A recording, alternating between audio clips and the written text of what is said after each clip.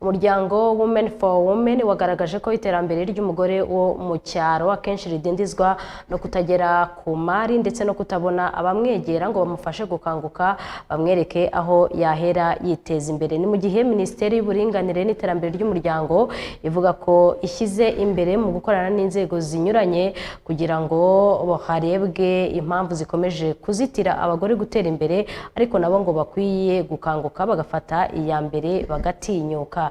Ibindi reka tubibaze Daniel Hakizimana. Abagore bo mu cyaro bakora ubuhinzi bugamije isoko bagaragaza ko bahoze mu bwigunge, ariko nyuma yo kwegerwa n'umuryango Women for Women ukabigisha uko batangira ishoramari mu buhinzi, ubu bageze ku rwego rushimishije. Nari umugore ukenye cyane kurusha abandi, ariko byari ubujiji gukena. Hanyuma Women for Women impa amahugurwa, banyigisha gusoma no kwandika kuko ntari mbizi. Icyiciro cy'ubudehe nari mu cyiciro cya mbere. Hanyuma banyigisha guha agaciro imirimo y'umugore. Hanyuma banyigisha no gukora business, bambwira bati umugore yafata ku ifaranga. Numvaga bidashoboka. Mwarimu yaratubwiraga ngo umugore ashaka gutunga miliyoni, nkumva ntibibaho kuko ngewe urumva n'ibihumbi 100 nari ntarabitunga. Niho natangiye rero kugenda mpinga igihingwa cy'imiteja, kiranzamura ku buryo navuye kuri bya bihumbi 50 ngera ku rwego rwo kugera kuri 1,5 miliyoni. Aba bagore bavuga ko ibizitira umugore wo mu cyaro bigatuma adatera imbere, akenshi ari ukubura uko agera ku mari ndetse no kubura bamwegera ngo bamukangure bamwereka aho yahera yiteza imbere. Umugore ahanini nta ngwate ajya akunda kubona, kubera ko nta byangombwa by'ubutaka tuba dufite, n'igihari ntabwo bugifiteho uburenganzira. Umugore wo mu cyaro imbogamizi nyinshi agira ni ukubura umwegera ngo amumenyeshe aho igihe kigeze. Mu rwego rwo gukemura bimwe mu bibazo bizitira iterambere ry'umugore wo mu cyaro, umuryango Women for Women ufasha abagore bo mu cyaro kugera ku mari no kubahugura ku buryo bwo gukora imishinga y'ubuhinzi bugamije isoko. Uyu ni umushinga umaze kugera ku bagore 1440 bo mu turere 7. Bana Rusagara ni umuyobozi nshingwabikorwa wa Women for Women Rwanda.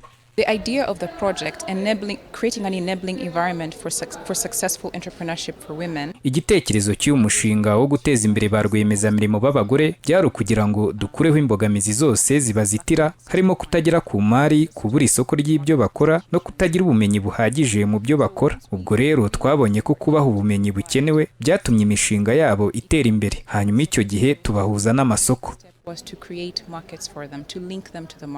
Ubwo umuryango Women for Women Rwanda wagaragazaga ibikorwa ukora mu guteza imbere ba rwiyemezamirimo b'abagore, Minisitiri w'Uburinganire n'Iterambere ry'Umuryango Profeseri Bayisenge Jeannette yagaragaje ko leta hari byinshi ikomeje gukora mu gukuraho ibikizitira iterambere ry'abagore, ariko nabo ubwabo ngo bakwiye gushyira imbaraga mu kwitinyuka. Icyo dushyiramo imbaraga ni ugukomeza kureba ngo hakiri ibyuho, hagikenewe n'ubufasha cyane cyane nk'aho uvuga bo mu muhanda.